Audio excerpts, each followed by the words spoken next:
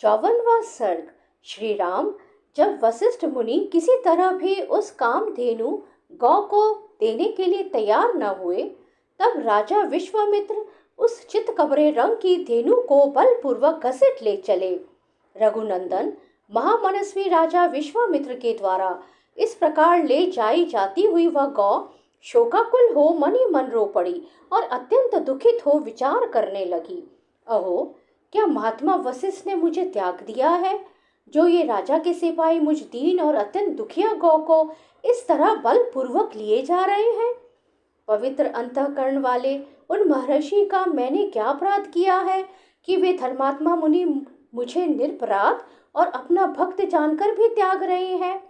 शत्रुसूदन, यह सोचकर वह गौ बारंबार लंबी सांस लेने लगी और राजा के उन सैकड़ों सेवकों को झटक कर उस समय महातेजस्वी वशिष्ठ मुनि के पास बड़े वेग से जा पहुंची। वह शबला गौ वायु के समान वेग से उन महात्मा के चरणों के समीप गई और उनके सामने खड़ी हो मेघ के समान गंभीर स्वर से रोती चित्कार करती हुई उनसे इस प्रकार बोली।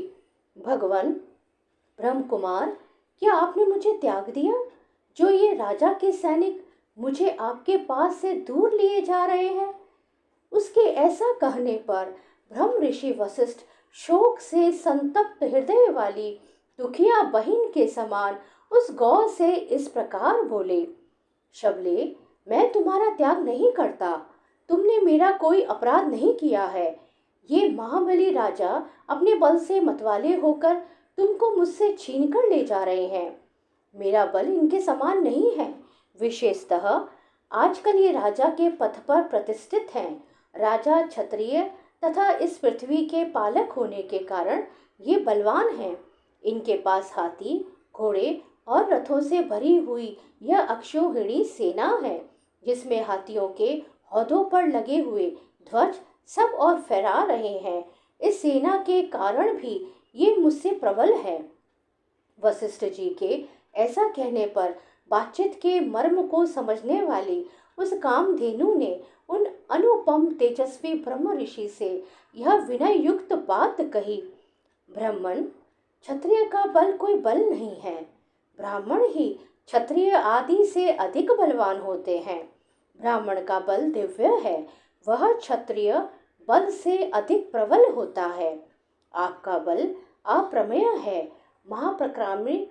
महापराक्रमी विश्वामित्र आपसे अधिक बलवान नहीं है। आपका तेज दुर्दर्श है। महातेजस्वी महर्षि, मैं आपको ब्रह्म बल से परिपुष्ट हुई हूँ। मैं आपके ब्रह्म बल से परिपुष्ट हुई हूँ।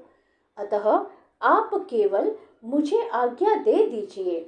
मैं इस दुरात्मा राजा के बल, प्रयत्न और अभिमान को अभी चूर किए देती हूँ।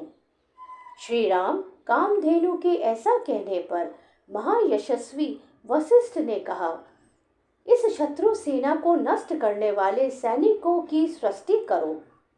राजकुमार, उनका वह आदेश सुनकर उस गौ ने उस समय वैसा ही किया। उसके हुंकार करते ही सैकड़ों बहु जाति के वीर पैदा हो गए। वे सब विश्वामित्र के देखते देखते उनकी सारी सेना का नाश करने लगे। इससे राजा विश्वामित्र को बड़ा क्रोध हुआ। वे रोष से आंखें फाड़ फाड़ कर देखने लगे। उन्होंने छोटे बड़े कई तरह के अस्त्रों का प्रयोग करके उन पहलवों का संहार कर डाला। विश्वामित्र द्वारा उन सैकड़ों पहलवों को पीड़ित एवं नष्ट हुआ देख उस समय उस शबला गौ ने पुनः यवन मिश्रित शक जाति के भयंकर वीरों को उत्पन्न किया। उन यवन मिश्रित शकों से वहां की सारी पृथ्वी भर गई। वे वीर महापराक्रमी और तेजस्वी थे। उनके शरीर की कांति सुवर्ण तथा केसर के समान थी। वे सुनहरे वस्त्रों से अपने शरीर को ढके हुए थे। उन्होंने हाथों में तीखे खड्ग और पटिश ले रखे थे। प्रज्वलित अग्नि के समान उदासित होने वाले उन वीरों ने विश्वामित्र की सारी सेना को भस्म कर आरंभ कर दिया। उन महातेजस्वी विश्वामित्र ने उन पर बहुत से अस्त्र छोड़े। उन अस्त्रों की चोट खाकर ये यवन, काम्बोज और बर्बर जाति के योद्धा व्याकुल हो उठे। इस प्रकार श्री वाल्मीकि निर्मित आश्रामायण आदि काव्य के बाल कांड में 54वां सर्ग पूरा हुआ।